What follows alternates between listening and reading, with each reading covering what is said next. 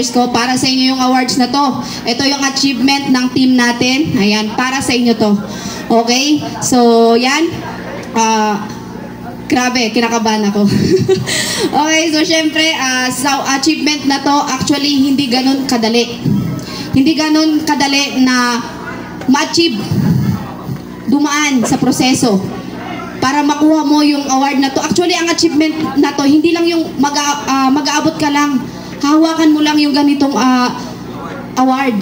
Hindi lang yung matatanggap mo yung award na to. Kaya grabe yung excitement ko talaga nung ma-receive ko to.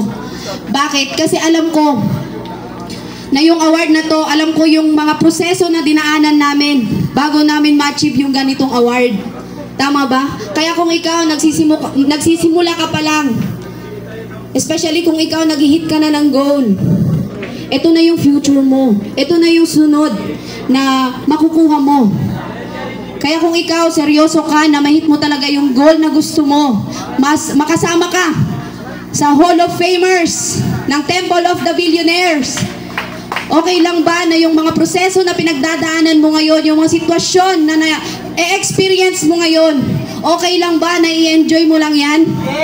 Okay lang ba na, alam mo yon, i-embrace mo lang yan? Lagi mo lang itatatak sa isip mo na yung kung ano man yung experience or sitwasyon na pinagdadaanan mo ngayon, pinagdaanan din namin yan. At patuloy namin na na-experience yung mga sitwasyons na up and downs kasi ganun talaga. Ito yung proseso. Hindi mo naman pwedeng sabihin na yumaman ako, yayaman ako, pero hindi ako dadaan sa proseso. Hindi po ganun. Lahat ng yumaman dito sa Tao Elevate, lahat naging top earners dito sa Temple of the Billionaires, dumaan sa proseso yan. Kaya hindi pwedeng hindi mo daanan yung proseso na yan. Tama ba? Kasi yan yung magdadala sa'yo para mas maging matibay ka. Kasi lahat na pumapasok dito, lahat ng yumayaman dito, kailangan malakas yung loob mo. Tama ba? Kailangan yung tatag ng loob mo. Kailangan consistent ka. Kailangan laliman mo ng laliman yung pangarap mo. Kasi hindi mo seseryosohin yung negosyo mo. Hindi mo seseryosohin yung opportunity na binigay ng Tao Elevate. Kung hindi ka seryoso sa pangarap mo. Kung wala kang pangarap, ibig sabihin mababaw lang. Kung mababaw lang yung pangarap mo, ibig sabihin yung galaw mo mababaw din. Pero kung ikaw, yung pangarap mo sobrang lalim, hindi lang para sa'yo, para sa mga mahal mo sa buhay. Yung galaw mo, seryoso yan. Sabi nga kanina, dapat flexible ka. Sabi nung Hall of Famer natin kanina na nag-share. Kailangan hindi ka maarte. Tama ba? Mapababae ka man o malalaki. Kung talagang seryoso ka, hindi ka dapat maarte sa negosyo na to. Kasi yung hirap, pagod, puyat, naranasan na natin yan kahit sa labas pa. Tama ba? Kaya dapat ngayon, kung ano man yung pinagdadaanan mo ngayon, kailangan ine-enjoy mo lang yan. Okay lang yan, proseso yan. Lagi mo lang sasabihin sa sarili mo, proseso lang to. Kailangan ko tong pagdaanan kasi ito yung kailangan kong pagdaanan para makuha ko yung pangarap na gusto ko. At hindi lang ganito, hindi lang ito yung award, hindi lang ito yung future na makukuha mo dito. Tama ba? Kaya kailangan ikaw stand up ka lang. Patawin mo yung negosyo, seryosohin mo lang. Huwag kang makikinig sa negative ng mga tao, lalo kung yan. Lahat ng nagsasabi ng negative, babaw lang yung pangarap niyan. Pero kung ikaw malalim yung pangarap mo, kailangan ikaw focus ka lang sa ginagawa mo. Sumunod ka lang sa upline mo.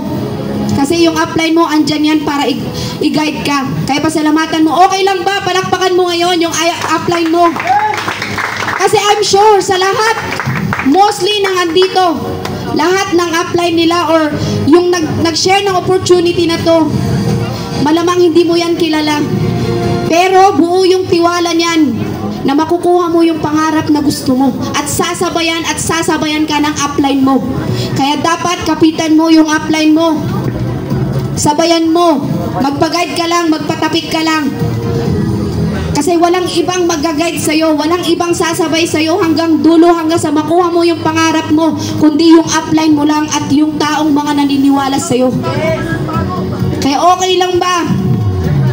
Habang ginagawa mo yung negosyo mo, lalo kung ikaw bago ka pa, ngayon pa lang, laliman mo ng laliman yung pangarap mo. Tatagan mo ng tatagan yung loob mo. Kasi I'm sure, lahat ng andito, lahat ng mag-i-stay, lahat ng mag-i-stay dito, lahat yan yayaman. Kaya kung ikaw nararamdaman mo na ikaw yung next, sa lahat ng mga yumayaman dito, nag-i-stay yan.